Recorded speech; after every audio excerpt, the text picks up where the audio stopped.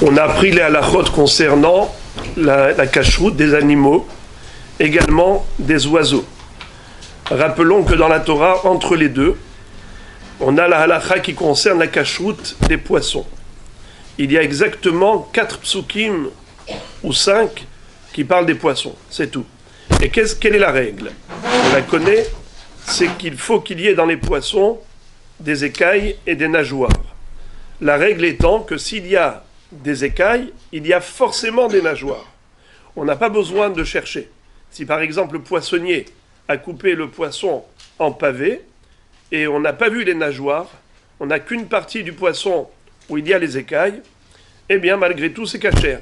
Parce que s'il y a des écailles, il y a forcément des nageoires. Mais l'inverse n'est pas vrai. Il peut y avoir des nageoires sans les écailles. Donc si tu as vu que les nageoires, ça ne suffit pas. Combien de nageoires faut-il? Combien d'écailles faut-il? Même une. Sénapir au singulier, il est écrit dans la Torah. C'est les nageoires. Casquesset, écaille au singulier, est écrit dans la Torah. Ce qui veut dire que même une écaille ou une nageoire, c'est suffisant.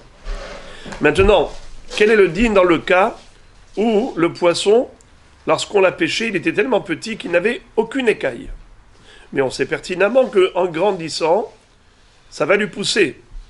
C'est une catégorie de poissons qui aura des écailles.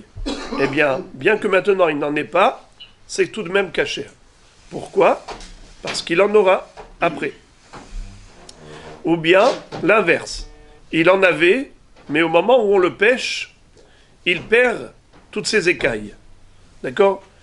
Comme s'il est saisi de terreur et il perd ses écailles. Malgré tout, le poisson est cachère, puisque dans l'eau, il a ses écailles. Donc, je répète, devinette, dans quel cas un poisson qui n'a pas d'écailles est tout de même cachère, 2 possibilités. Soit il en aura, soit il en avait. Dans ce cas, c'est tout de même cachère. Au niveau du thon, lorsqu'on achète du thon en conserve, il faut que ce soit avec un bon hercher. Parce qu'il paraît qu'il y a des sortes de poissons qui ressemblent au thon et qui peuvent passer avec. Et dans l'usine, on pourrait en mettre des poissons qui ne sont pas du tout cachers et ils passent avec. C'est la raison pour laquelle il faut qu'il y ait une bonne cacheroute pour le thon. Également pour les filets, lorsqu'on achète des filets de poisson, s'il n'y a plus de peau, eh bien on ne peut pas savoir. Il faut avoir la certitude qu'on a affaire à un poissonnier, soit un juif Yéré Shamaïm qui te dit ça c'était du poisson cachère, ou un mashgiach qui vient et qui te dit, même si le poissonnier ne l'est pas, mais c'est le mashgiach qui était là au moment où on a mis les filets dans le sachet ou sur les étalages, et donc il peut te certifier. Sinon tu ne peux pas te permettre. Tu achètes un sachet congelé de filet, même s'il y a écrit dessus quelque chose, tu ne peux pas compter là-dessus.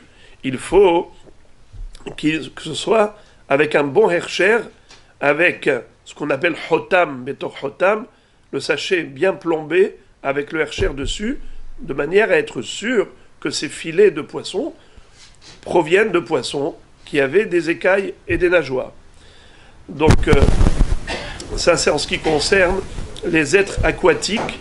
Je vais terminer avec une halakha et je vais vous demander, âme sensible, s'abstenir, ne pas être écœuré de la halakha suivante.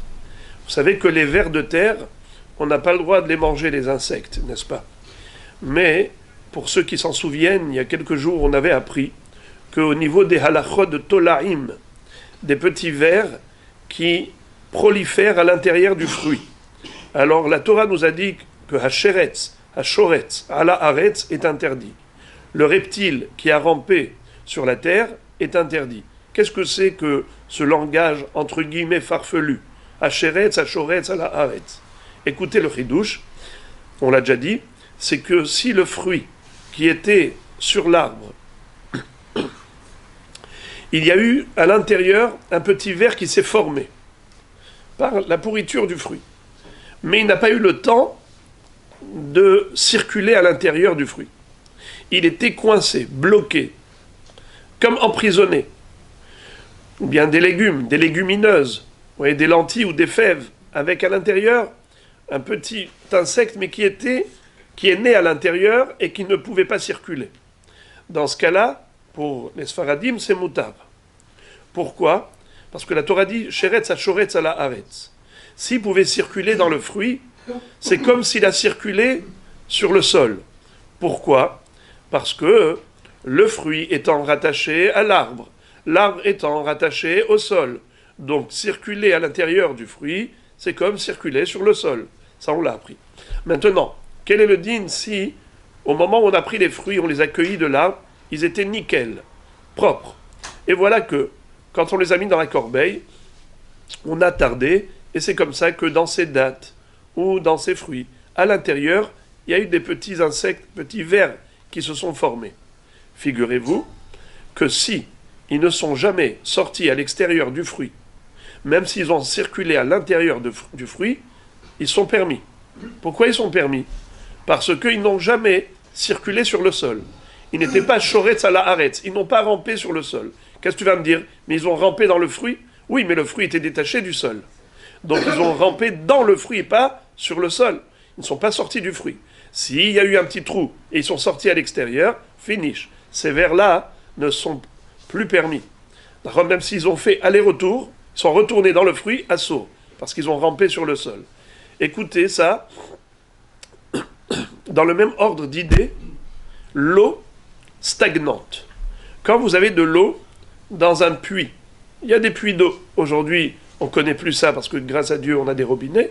Mais à l'époque, c'est comme ça que les gens vivaient. Ils avaient des puits dans leur cour. Dans une cour commune, tous les copropriétaires venaient et puisaient de l'eau dans la cour, dans le puits. Ou bien de l'eau stagnante dans un kéli. Imaginons une petite citerne.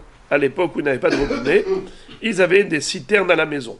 Donc ils avaient un kéli où il y avait beaucoup d'eau. L'eau était stagnante à l'intérieur. Avec le temps, l'eau va produire des parasites. Ces parasites seront comme des petits vers qui circulent à l'intérieur. Ne soyez pas écœurés. Quelqu'un qui boirait directement de la citerne, même s'il avale des vers, c'est moutard. C'est permis. C'est seulement si ces vers étaient sortis de l'eau. Ça veut dire, ils sont sortis, ils ont rampé sur la paroi à l'extérieur. Gamarnou. C'est plus Sheretz Hamaim. Et ça, on va voir, Mina Shamaim, ça tombe très bien avec le Daf Hayomi, qu'on va étudier aujourd'hui, Be'ezrat Hashem, vous allez voir à partir de quel psukim on va analyser et déduire cette halakha, que des parasites qui poussent dans l'eau et qui ne sont jamais sortis de l'eau. Mais attention, pas de l'eau courante, je parle de l'eau stagnante. Stagnante, c'est-à-dire de l'eau soit dans un puits, pas de source, dans un puits, soit dans un kéli, dans une citerne. Dans ce cas-là, on va voir ce hidouche extraordinaire que même ces parasites sont autorisés. Mais sinon, évidemment que ça nous dégoûte et donc l'eau est filtrée et personne ne va aller boire de l'eau pareille. Mais il est bon de le savoir, quelqu'un qui se retrouve, figurez-vous, en montagne et il est là-bas coincé, il n'a que de cette eau-là, est-ce qu'il a le droit de boire ou pas? Il se penche, il ne peut même pas prendre avec le verre, parce que s'il prend avec le verre, il a fait sortir du kéli où ils ont poussé, eh bien non, ça y est, c'est un saut. Attaché à la terre, le verre. Oui, mais il a fait sortir de là où il est né. Oui.